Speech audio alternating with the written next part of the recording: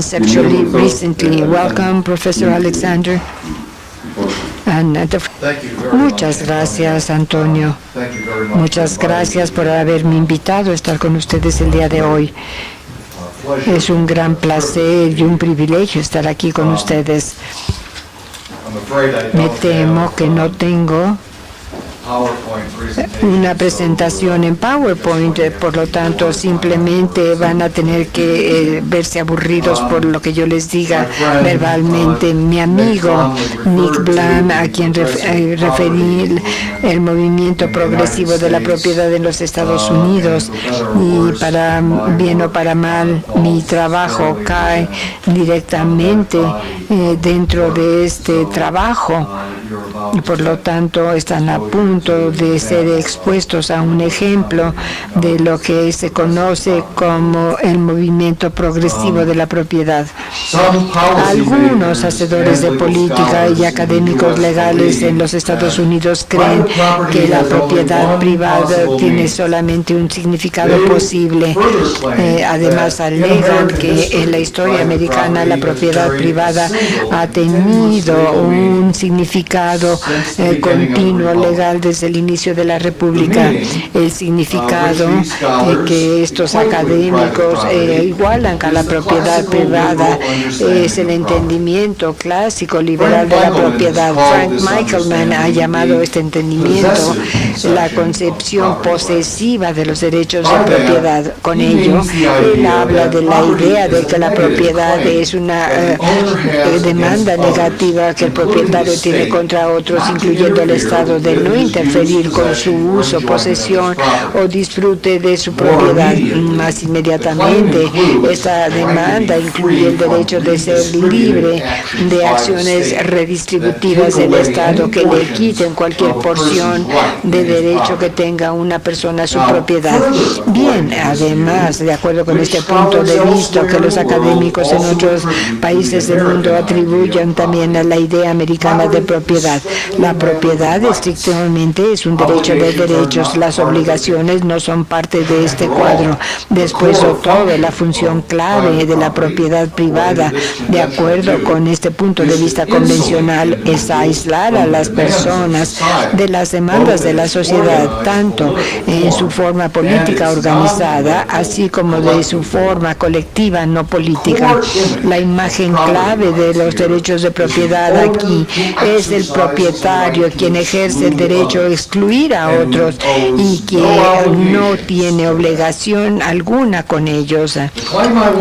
Lo que quiero presentar a ustedes es que esta imagen es altamente engañosa. Los dueños de la propiedad le deben muchas responsabilidades a otros, tanto propietarios como no propietarios. Los derechos de propiedad son inherentemente relacionales. Debido a esta característica de relación, los propietarios necesariamente tienen obligaciones con otros, pero la dimensión de responsabilidad de la propiedad privada tiene un nivel subteórico de acuerdo con la ley americana. Además, aparte de esto, la propiedad americana implícitamente reconoce algo similar a lo que es una norma social y de obligación, tanto como asunto de ley privada y de asunto público, específicamente del derecho constitucional. Al teorizar sobre esta norma recientemente, he desarrollado lo que yo llamo una teoría de florecimiento humano de la propiedad privada. Esta teoría de florecimiento humano opera tanto a nivel positivo como normativo. A nivel positivo, yo digo que la ley de propiedad americana a veces y en algunos lugares reconoce algo que es como la norma de la obligación social. No pretendo que la ley de propiedad americana reconoce ampliamente esta norma de obligación social. Sin embargo, sí digo que la teoría de florecimiento humano justifica algunas de las decisiones judiciales más controvertidas, incluyendo aquellas que están en el área de propiedad constitucional. La teoría de florecimiento humano también es, y básicamente es una teoría normativa que tiene consecuencias sustanciales para la ley de propiedad, incluyendo la protección constitucional de la propiedad. Esta teoría de florecimiento humano difiere en varios aspectos importantes de la teoría de bienestar o económica que domina este discurso en los círculos de política pública en Norteamérica. Para ilustrar cómo esta teoría de florecimiento humano funciona y cómo se difiere de la teoría económica, discutiré un requerimiento que existe en la mayoría de las cláusulas de propiedad constitucional, incluyendo la cláusula americana de takings, en donde se dice que la expropiación de propiedad debe ser para uso público. El requerimiento de uso público ha sido el tema de controversia considerable en los Estados Unidos en años recientes. Lo que ha disparado la controversia es la decisión de 2004 de la Suprema Corte, en este caso tan conocido de Kelo versus la ciudad de New London en Connecticut. En este caso, la ciudad de New London aprobó un plan de desarrollo que pretendía revitalizar esta ciudad económicamente problemada, pero no extinguida. El plan involucraba la adquisición de terreno por compra o expropiación para un proyecto multiobjetivo, y se anunció que una gran firma farmacéutica, o sea, Pfizer, pretendía construir una instalación de investigación en esa área. Gran parte del terreno adquirido iba a ser utilizado para fines residenciales y comerciales y no para uso público familiar, como pueden ser parques públicos, caminos y similares. Cuando algunos de los propietarios de la propiedad se rehusaron a vender sus lotes, la Agencia de Desarrollo Público empezó con estos procesos de expropiación. Los afectados presentaron una demanda de que la expropiación violaría el requerimiento de uso público constitucional. Una Suprema Corte muy altamente dividida dijo que la expropiación para fines de desarrollo económico cumple con el requerimiento de uso público. El tribunal decía que la prueba para este requerimiento de uso público era si el proyecto servía a un objetivo público o no, como puede ser un plan para limpiar y reclamar un área urbana en la cual algunas partes quedan cegadas, pero no otras. Planes como estos son una función legítima y tradicional del Estado. Al analizar la pregunta del uso público, el uso público se basó en bases utilitarias sin reconocerlo. Esto es algo muy típico, cuando son tan explícitas que los tribunales americanos evalúan los méritos de los proyectos del Estado en relación con el requerimiento de uso público en términos utilitarios escasos. Con frecuencia este valor no articulado, no presentado, subraya sus evaluaciones del bienestar social agregado, o sea, una variación de la utilidad clásica.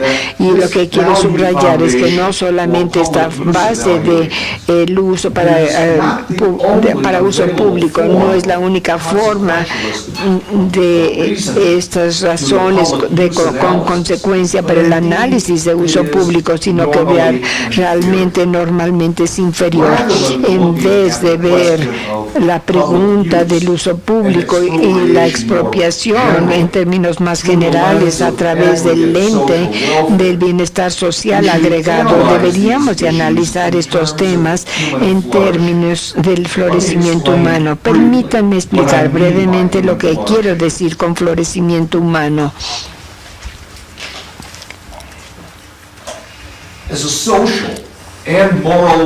como meta social y moral. El florecimiento humano difiere del bienestar social, conforme utilizan este término los economistas. A diferencia del bienestar social, es moralmente plural, o sea que está conformado por valores múltiples y rechaza la idea que existe un solo valor moral fundamental y irreducible ante el cual todos los otros valores humanos pueden ser reducidos. El florecimiento humano incluye, pero no se limita a la autonomía individual, a la seguridad personal, a la privacidad, a la personificación, a la autodeterminación, a la comunidad, a la salud, educación e igualdad. A diferencia del bienestar social, la teoría de florecimiento humano reconoce que no todos estos valores se pueden reducir a un solo valor básico. Algunos de ellos son inconmensurables. No hay una métrica disponible por medio de la cual podemos medir los bienes, como pueden ser la igualdad y la posibilidad de ser una persona. Los economistas de bienestar social piensan que estos valores pueden ser comparados porque los economistas asumen que todos los valores estrictamente son un asunto de preferencia subjetiva. Por tanto, el bienestar individual se mide por el grado hacia el cual la persona puede maximizar la satisfacción de sus preferencias personales. El bienestar social, entonces, es solo una cuestión de maximizar satisfacción de preferencias individuales agregadas. El bienestar en este sentido supone de que hay solo un bien, que es la maximización de satisfacción de preferencia. Todos los demás valores se pueden reducir a ese valor único irreducible. El florecimiento humano, a diferencia del bienestar, no es una teoría de cumplimiento de deseos o preferencias, de cómo una vida de una persona puede ir bien al máximo. Es una teoría de objetivos. Quiere decir que hay algunas cosas que son buenas o malas para nosotros, independientemente de que no queramos las cosas buenas o evitemos las malas. Es importante enfatizar que al caracterizar la teoría de florecimiento humano como una teoría objetiva, no quiere decir que la teoría reconozca de que exista una sola manera para vivir una vida que va máximamente bien. Está muy lejos de esto. Hay muchas rutas para llegar a cumplir con la vida. Hay muchas maneras de florecer al mismo tiempo. No cada manera de vivir que una persona puede elegir, no importando qué excelente sea el individuo al encontrar este camino, es más bien la que maximiza su bienestar. Para un oficial nazi, una vida dedicada al asesinar a los judíos, no importando cómo nos desempeñemos excelentemente, no es una vida bien vivida. ¿Cómo nosotros podemos medir el florecimiento humano? Los economistas y otros se comprometen al bienestar, miden el valor en términos de recursos. Para los que estudian el bienestar, se dice que el bienestar humano es una cuestión de satisfacer las preferencias individuales subjetivas reveladas a través de transacciones de intercambio. Los teóricos de florecimiento humano, por el contrario, se enfocan en las capacidades de la persona. Ellos miden el bienestar de la persona no al ver lo que tiene esta persona, sino ven lo que esta persona es capaz de hacer. Una vida bien vivida es una vida que se atañe a ciertos patrones valuables de manera objetiva de existencia humana y interacción, en lugar de una vida caracterizada solamente por la posesión de bienes particulares o la satisfacción de preferencias particulares subjetivas o aún la posesión de libertades específicas negativas. Ahora, la implicación es que estas estructuras sociales, incluyendo las distribuciones de intereses de propiedad y la definición de los derechos que van junto con la propiedad, deben de ser juzgadas, por lo menos en parte, por el grado ante el cual motivan la participación de los seres humanos en estos patrones valiosos, objetivos de existencia e interacción. Algunas capacidades son solamente indispensables para vivir una vida que es razonablemente objetiva o humana. Por lo menos 4 de estas capacidades pueden estar bajo disputa. Son vida, entendido como para incluir valores subsidiarios como salud.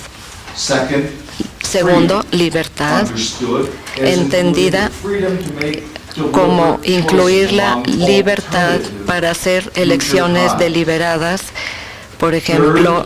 En tercero, el razonamiento práctico, la habilidad de razonar las acciones futuras. Y cuarto, la sociabilidad, la habilidad para llevarse bien con otros y ponerse uno en sus zapatos. Ahora, la adquisición de las capacidades que son esenciales para el florecimiento humano sí requiere recursos.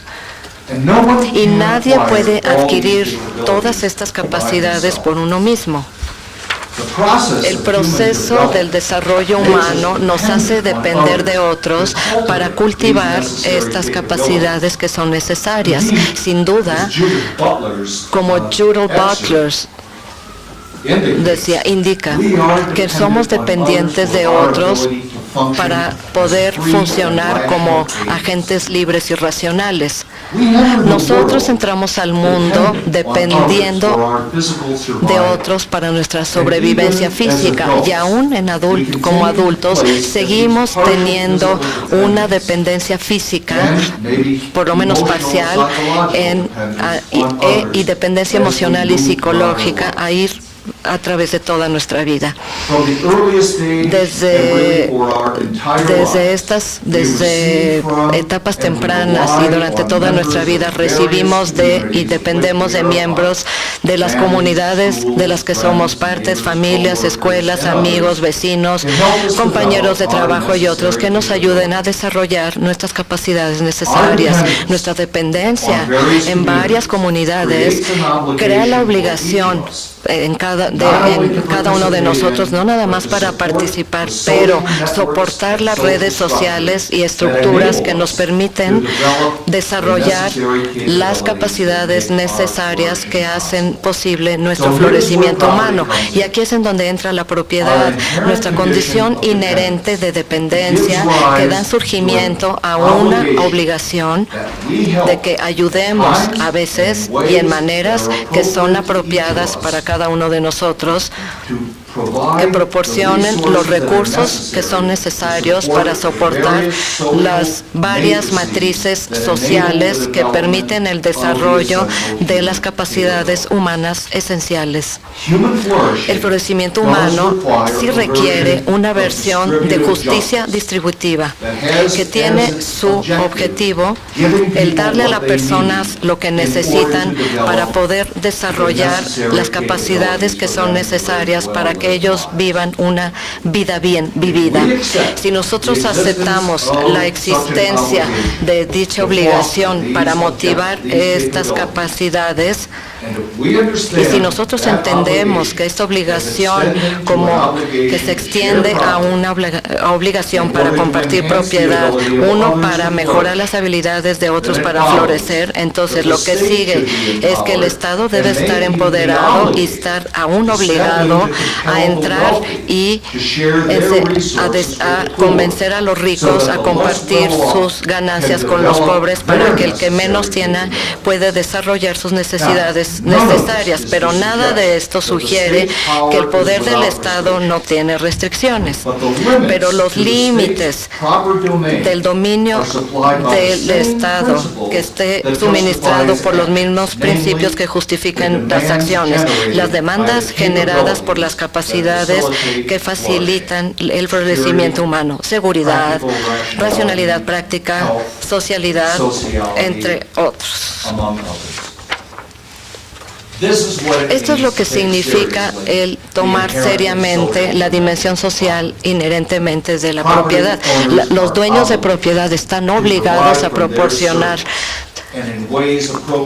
sus ganancias en maneras que son apropiadas para ellos, a los dueños de propiedad, a las comunidades a las que pertenecen y de las que dependen. Estos beneficios que la comunidad considera razonablemente como necesarias para el desarrollo de sus capacidades, que son esenciales para el florecimiento humano. Uno puede entender el poder para expropiar en términos de esta teoría. Las capacidades necesarias para los individuos requiere la existencia de redes sociales, pero también requiere los elementos necesarios de infraestructura. Estos elementos de infraestructura incluyen los públicos proyectos para el cual el poder de dominio eminente se ejercita típicamente, como caminos, aeropuertos, líneas de servicios públicos, edificios públicos. Esta infraestructura es literalmente el cimiento bajo el cual cada sociedad decente, cultura, descansa. No es exagerado decir que sin esta infraestructura una civilización humana no puede existir. ¿Cómo Kilo encaja en este análisis? La Suprema Corte en Kilo examinó los fines o las metas del proyecto, en lugar de examinar los propósitos y valores subyacentes de la propiedad constitucional. El propósito del proyecto era desarrollo económico y la Corte preguntó si ese desarrollo económico creaba beneficios que eran lo suficientemente públicos para satisfacer el uso público, a pesar de los beneficios privados incidentales. La Corte concluyó que el carácter del fin de este proyecto era en equilibrio, pero en general público. Esto es un enfoque muy angosto para examinar los fines, los propósitos. Obviamente, los propósitos del proyecto son relevantes, pero no se pueden disponer de ellos. Un análisis mucho más amplio, orientado a valor del requerimiento de uso público, empezaría por verse el propósito básico del uso. Y esto quiere decir que el Estado no force la venta de tierra en circunstancias donde se sacrifica el valor de la propiedad como protegida legalmente, especialmente con interés protegido constitucionalmente. El uso público, sí, el requerimiento funciona, pero el requerimiento de compensación sola no puede hacerlo. Y esto es para asegurar que los valores fundamentales de los derechos de propiedad no se sacrifiquen únicamente por promover los intereses privados. El requerimiento de uso público representa el reconocimiento que los valores centrales de la propiedad no se pueden compensar por daños monetarios, pero sí se pueden proteger adecuadamente solo al evitar que el Estado actúe en primer lugar. La teoría de florecimiento humano pregunta, ¿cuáles de estos valores de propiedad están implícitos en la expropiación planeada y cuáles son las capacidades humanas que tienen estos valores? En el caso de Kilo, el activo de que la ciudad tiene como intención expropiar tiene una función especial y particular. Era la residencia personal del solicitante, era su casa. Ahora la casa merece una protección legal sólida porque el propósito central de la casa, la autonomía individual y la seguridad personal es sólida, algo sólida. Nadie puede vivir una vida bien vivida si le falta seguridad o si está bajo condiciones continuas de subordinación en la esfera personal de uno. La pregunta real en Kilo era si estos valores, la seguridad personal y la autonomía individual, se debieron haber sacrificado por el bien del desarrollo económico. Esto podría ser útil tomar una perspectiva comparativa. La Corte Constitucional alemana desarrolló una técnica llamada el approche de limpiar, bajo el cual la Corte grada la limitación de la norma de obligación social en propiedad de acuerdo al dueño individual. De acuerdo a este enfoque, entre más cerca esté el interés de propiedad y esté involucrado en proporcionar seguridad y autonomía del que lo tiene, el mayor grado de protección constitucional se va a dar. Para ser concreto, el interés de un terrateniente que no vive personalmente en el lugar se le da menos peso que al interés del locatario, que su oportunidad de quedarse en la posesión se considera esencial para su seguridad personal, autonomía. La casa, como dijo la Corte, es crítica para estos valores, y estos valores son esenciales para el derecho a propiedad constitucional. Por el contrario, el proyecto planeado en Kilo no implica directamente los valores centrales de la propiedad.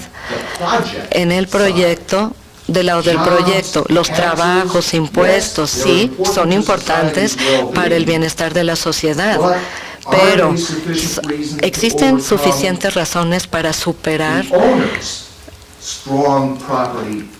los valores de propiedad sólidos del dueño, todos los valores que se agregan a la vivienda. Muchas veces la casa se tiene que sacrificar cuando se tenga que crear y mantener unas condiciones de antecedentes. Pero los fines del proyecto de New London para mantener estas condiciones solo indirectamente se hace al expandir la base fiscal de la ciudad, creando nuevos trabajos que a su vez generarían más impuestos. El ejemplo más típico del uso del poder de expropiación es para fines de un aeropuerto. Un aeropuerto es específico del sitio. Los proyectos públicos como aeropuertos son componentes esenciales de la infraestructura de antecedentes que soporta la sociedad a través de la ganancia de beneficio público a partir de expropiaciones directas, y el proyecto es vital para habilitar las capacidades que son necesarias. El proyecto de este tipo puede requerir que aún una residencia personal o una casa se tenga que clasificar. Kilos, aún cuando esto es cierto, Kilo está en una situación diferente. El proyecto público de Kilo no es esencial como un aeropuerto, ni se acerca a ello. Al final, aquí lo que importa son los valores que subyacen el derecho de propiedad constitucional y cómo los intereses que se involucran inmediatamente en la expropiación propuesta implica esos valores. Un enfoque estrictamente económico de costo-beneficio a cuestiones de expropiación y compensación no toma en cuenta los múltiples valores que a la larga subyacen la propiedad constitucional. Valores como autonomía individual, autodesarrollo y antisubordinación no se pueden reducir a la disposición para pagar la medida que es el cimiento de este análisis de costo-beneficio. La ley de propiedad, incluyendo la ley de propiedad constitucional, no nada más es una cuestión de costos y beneficios, es una cuestión de florecimiento humano. Y el florecimiento humano es un proyecto en el que nosotros, incluidos los dueños de propiedad, tenemos obligaciones con otros. Muchísimas gracias.